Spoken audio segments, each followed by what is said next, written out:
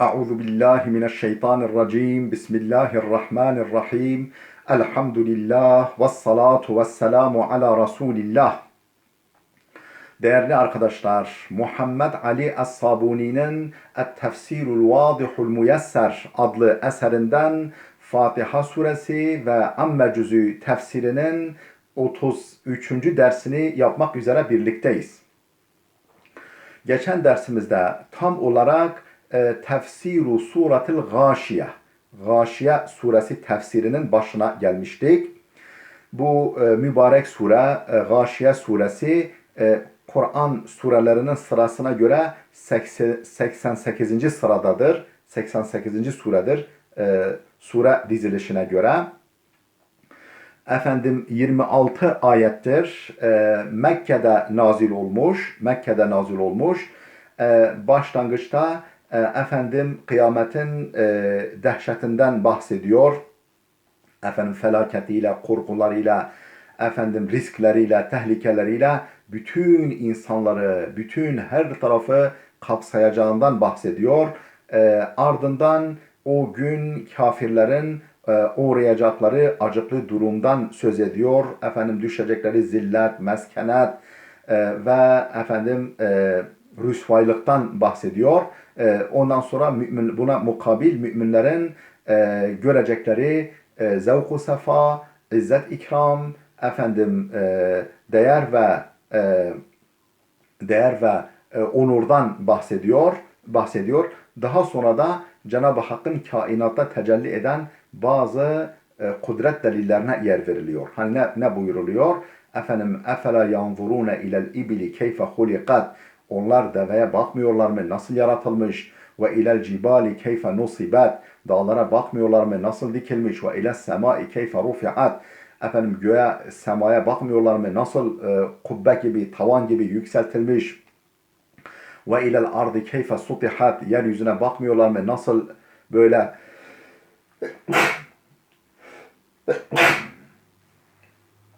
elhamdülillah, affedersiniz arkadaşlar. Nasıl ayaklarının altına halı gibi serilmiş falan böyle Allah'ın kainatta yaratmış olduğu, sergilemiş olduğu kudret delillerinden bahsederek sure sona eriyor.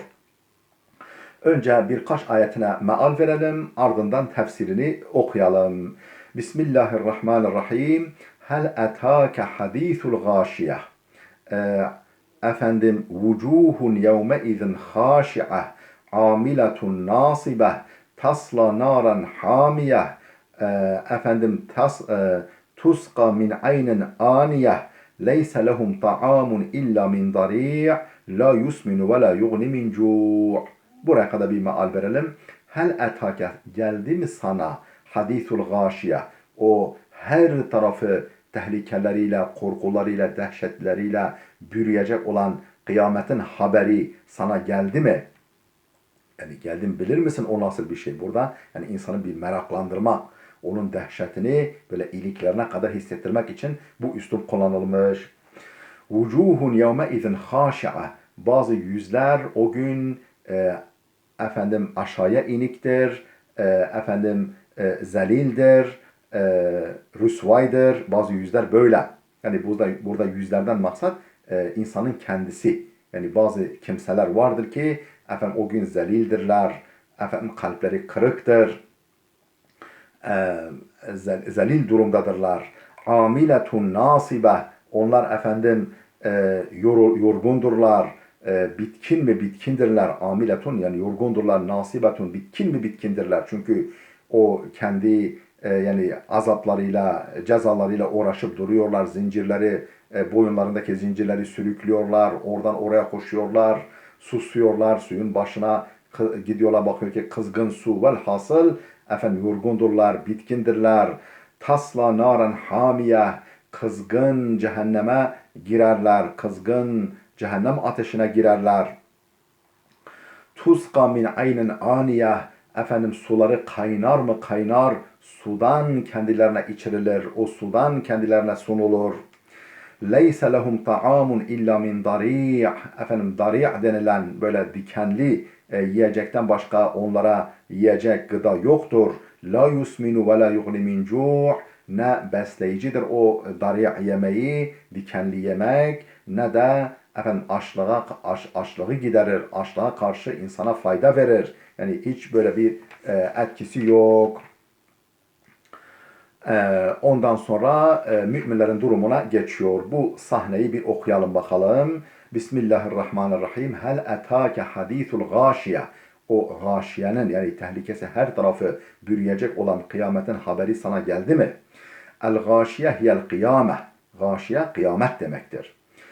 Summiyet gâşiyeten, gâşiye diye adlandırılması li'enneha tağşen nâse, çünkü bütün insanları bürür, bütün insanları kaplar, bi ehvaliha ve şedaidiha, efendim korkuları, sıkıntılarıyla bütün insanları kaplar, insanların hepsini bürür. Vel istifhamu li tefhimil emri, efendim hel etake, sana gâşiyenin haberi geldi mi derken buradaki soru durumun dehşetini ifade etmek içindir.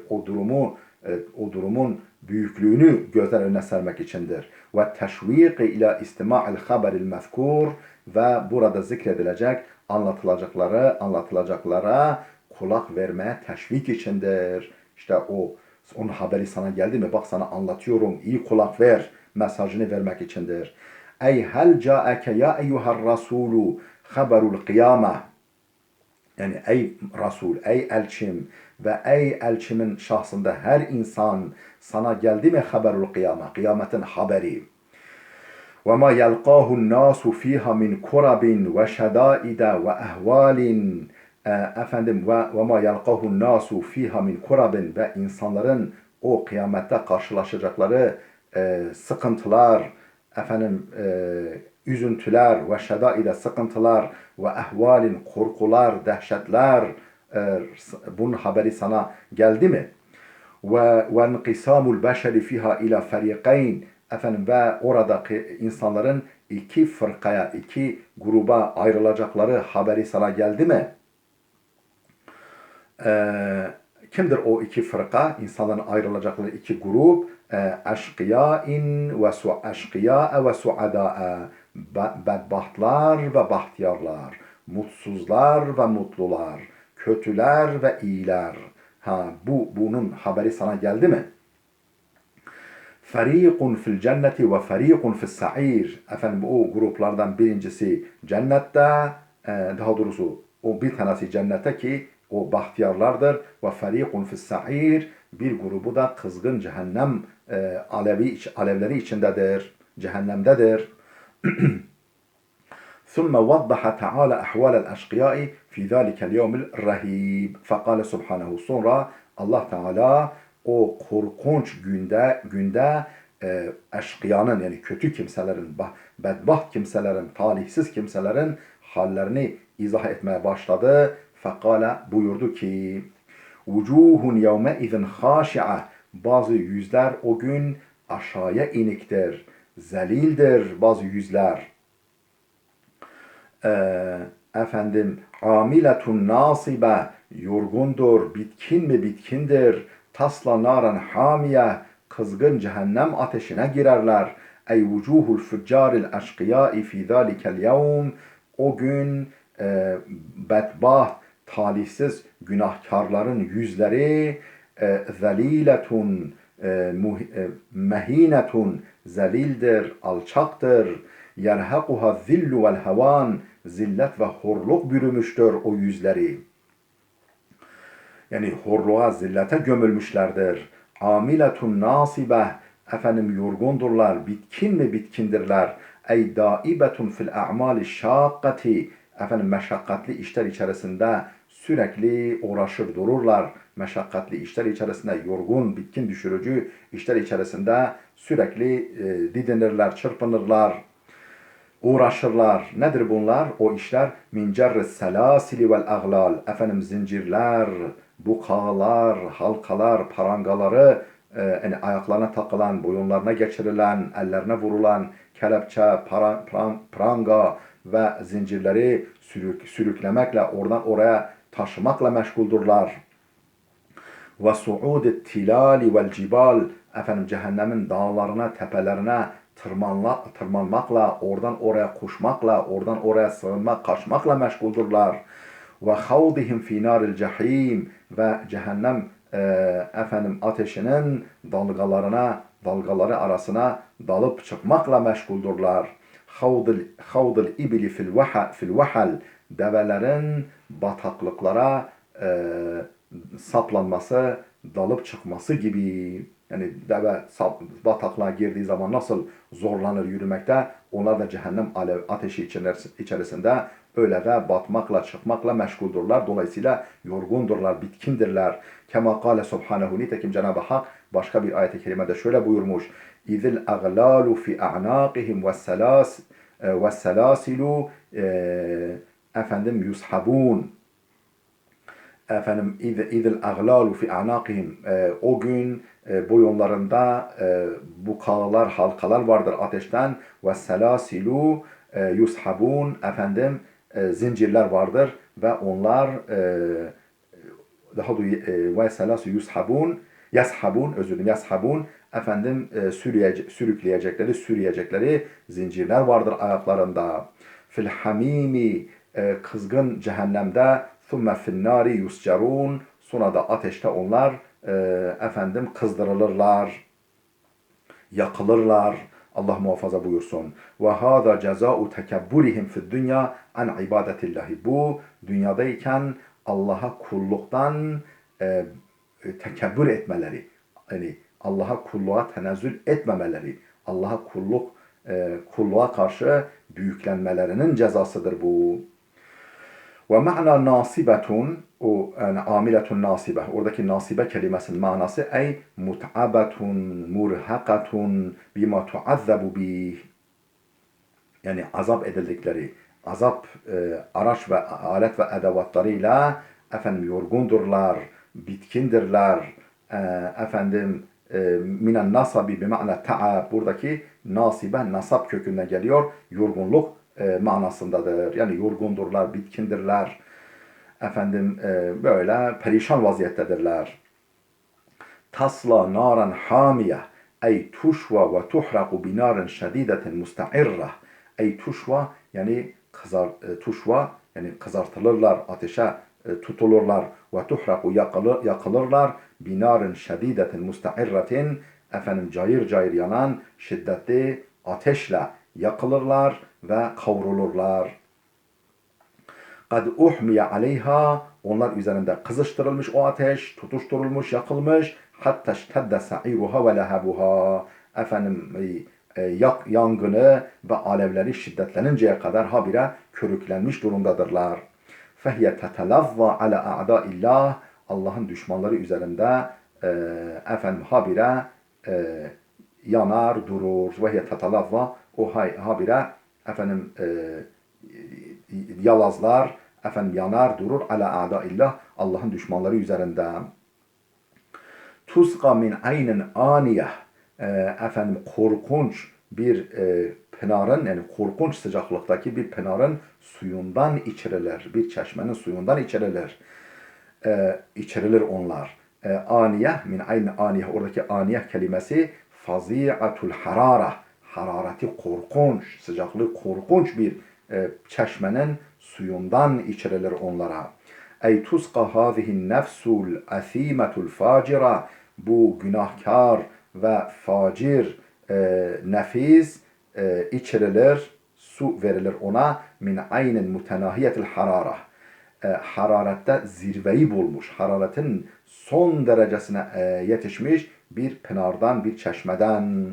Vasala harruha ve galeyanuha ila derecetil nihaya, onun harareti ve kaynaması nihayet derecesine ulaşmış, zirveyi bulmuş, son dereceyi yakalamış. Fe inne ehlen nar iza ataşu ve talabu şarabe, nitekim cehennem ehli susadıklarında ve su istediklerinde suqu minel ma'il hamim, o kızgın cehennem suyuyla sulanırlar. Kızgın cehennemin suları onlara verilir. Ellezî yukatti'ul em'â'a, iç organlarını parçalayan, midelerini, bağırsaklarını paramparça eden su verilir onlara. Kekavlihi subhanehu, Cenab-ı Hakk'ın şu ayetinde buyurulduğu gibi ve suqu ma'en hamimen faqatta'a em'a'ahum, efendim kızgın su kendilerine içirilir, o onların iç organlarını paramparça eder. Fehâda şarabuha, işte cehennemin içeceği budur. Ma'un harrun belâge nihayetel harara, hararetinin zirvesini yakalamış, hararetinin nihai derecesine varmış, efendim bir kızgın sudur. Yushbihun nuhasel muzabe fi hararetihi, hararetinde, sıcaklığında eritilmiş bakır gibi. Yani bakır böyle eritildiğinde nasıl korkunç sıcak, işte o şekilde. Yani bak, görünüşte sanki su gibi duruyor ama aslında su değil. Yani eriyik bakır gibi, erimiş bakır gibi. Ve in yestagîthû, efendim imdat istediklerinde yugâthu bimâin kelmuhli yeşvil vucuh, efendim yine erimiş gümüş gibi yüzleri kavuran, yüzlerin derisini soyduran efendim bir suyla onlara imdad edilir. Yani su diye bağırdıklarında onlara efendim yüzleri kavuran, yüzlerin derisini döktüren efendim eriyik bakır gibi bir suyla onlara imdad edilir güya. Sözde onlara bu şekilde onların imdadına koşulur. Vel muhlu, yani kel muhli diyor ya, bu delil olarak getirilen ayet-i kerimede en nuhasul muzab, eritilmiş gümüş demek. Özür dilerim. Leyse lehum ta'amun illa min dari'in, onlar için başka, yani yani dikenli bir yiyecekten başka yemek yoktur. La yusminu, ne besleyicidir. Ve la yughni min cu'in, ne de açlığı bastırır, ne de açlığı dindirir o gıda. Amma ta'amuhum, yiyeceklerine gelince tefsirini okuyoruz. Feleyse lehum fi cehenneme illa dari'. Cehennemde onlar için ancak dari' vardır. Nedir dari'? Ve huve nebtun zu şevkin, dikenli bir bitkidir. Tusemmihi Arab Kureyşu, tusemmihi Kureyşun şebrak, Kureyşlilerin, yani Mekkelilerin, Kureyşlilerin şebrak dedikleri bir dikenli bitkidir. Ve huve ahbesu ta'amin ve ebşa'uhu, en çirkin, en nahoş yiyecektir, gıdadır o.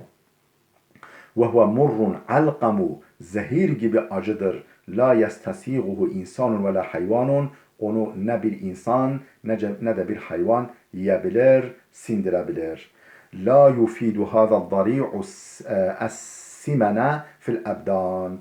O dari' bitkisi bedenlerde ne besleyicilik görevi yapar ve la yedfa'u gâiletel cu'i anil insan, ne de insandan açlık gailesini, tehlikesini bertaraf eder. Hiçbirisini yapmaz.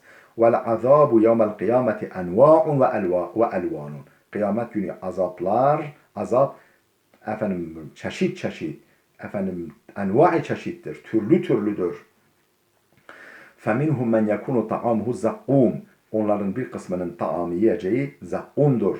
Yani zakkum ağacı. وَمِنْهُمْ مَنْ يَكُونُ طَعَامُهُ ضَرِيعٌ. Kimisinin yiyeceği dari'tir, o dikenli bitkidir. وَمِنْهُمْ مَنْ يَكُونُ طَعَامُهُ الْغِسْلِينَ. Kimisinin yiyeceği gıslin bitkisidir, gıslin yemeğidir. عَلَى حَسَبِ فُجُورِهِ وَطُغْيَانِهِ.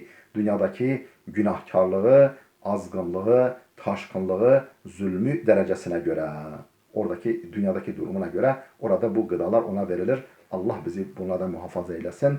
Bu tür azapların vesilelerinden de bizi asıl bizi muhafaza eylesin. Dünyada bizi o noktaya götürecek kötü işlerden hepimizi muhafaza buyursun. İnşallah bizi, geçmişimizi ve neslimizi.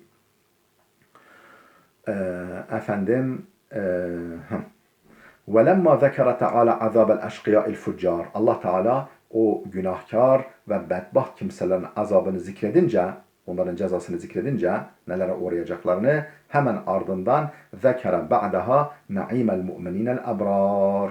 O hayırlı, iyi, mümin kimselerin elde edecekleri nimetlere yer verdi. Fekale subhanehu, Yüce Allah şöyle buyurdu. Vucuhun yevme izin naimetun. Bazı yüzler o gün nimetler içindedir. Naimetun, yani hoş hal, tatlı, zevkli bir durum içindedirler bazı yüzler. Tabi yüzlerden maksat insanın kendisi, zat manasında. Lisa'yiha radiye fi cennetin aliye. Dünyadaki çabasından dolayı memnun, razı. Yani iyi ki yapmışım o işleri. İyi ki dünyada çalışmışım, çabalamışım, didinmişim, gayret etmişim diye bundan razı. Fi cennetin aliye. Yüksek kaliteli cennetlerde, bahçelerde veyahut da yüksek cennetlerde. Yani maddeten da manen de hem kalite bakımından hem de yükseklik bakımından yukarılarda olan, yükseklerde olan bir cennettedirler. Ey vucuhul mu'minine suadai fi zalikel yevmi yevmil kıyameti mutenaimetun sa'idetun zatu behcetin ve husnin ve nadaretin ve işrakin. Ey vucuhul mu'minine suadai, o bahtiyar müminlerin yüzleri fi zalikel yevmi, o gün, yani hangi gün? Yevmel kıyameti, kıyamet gününde mutenaimetun, böyle nimetlenmiştir. Nimetlerin eseri, nimetler yansımıştır. Yani nimetlerin izleri, eseri yansımıştır. Saidetun, mutludur o yüzler. Zatu behcetin ve husnin, parlak ve güzeldirler. Parlaklık ve güzellik doludur o yüzler. Ve nedaretin ve işrakin, nedaret yani böyle tazelik, parlaklık doludur o yüzler. Yebdu fiha naimu, orada nimetin ışıltıları görülür. Ve yafidu minha rıda, hoşnutluk, o yüzlerden hoşnutluk taşır. Hoşnutluk taşıyor o yüzlerden, böyle hoşnutluk doludur o yüzler. Lisaiha radiye, çalışıp çabalamasından dolayı memnundur. Ey li ameliha lezi amilethu fid dünya ve taatiha lirrahman. Dünyada yapmış olduğu işlerden dolayı ve Rahman olan Allah'a olan itaatından dolayı razıdır, memnundur. Ve ma ekremahallahu biha mine's-sevabi, ve Allah'ın kendisine ikram ettiği, lütfettiği, ihsan ettiği mükafatlardan dolayı da memnundur, razıdır. Radiyetun mutmainnetun, razıdır. Huzur doludur, dingindir, sükunete, huzura, itminana ermiştir. Fakat cazahallahu ala ameliha salihi biduhuli cinanin naim. Fakat cazahallahu, Allah onları mükafatlandırmış, ala ameliha salih amelinden dolayı o yüzleri mükafatlandırmış. O yüzleri derken yüzlerin sahiplerini mükafatlandırmış. Ne ile? Biduhuli cinanin naim, nimetler dolu cennetlere girmekle mükafatlandırmış. فَحُقَّ لَهَا اَنْ تَرْضَى. Tabi razı kalmak, memnun olmak, Ya Rabbi daha ne isteyeyim demek onların hakkıdır. Onlardan ancak bu beklenir ve öyledirler. Fi cennetin aliye, yüksek cennetlerde. Ey hiye fi hadaika ve besatine, bahçelerde, bağlarda, bostanlarda. Murtafiatin mekaneten ve kadren, hem konum olarak hem de değer bakımından yüksek bağlarda, bahçelerde ve bostanlar içerisindedirler. Fehukka leha, özür dilerim atladım. Fiha cemi'u esbabin naim. Orada nimetlerin bütün nimet vesileleri mevcuttur. Minel meakili, yiyecek türünden olsun, vel meşaribi, içecek türünden olsun, vel kusuri, evler, saraylar türünden olsun, vel huril ayn, ceylan gözlü güzeller, eşler türünden olsun. Yani bütün mutluluk verici vesilelerin hepsiyle mükafatlandırılmışlardır. Değerli dostlar, burada dursun. Gelecek dersimize kadar Allah'a emanet olun.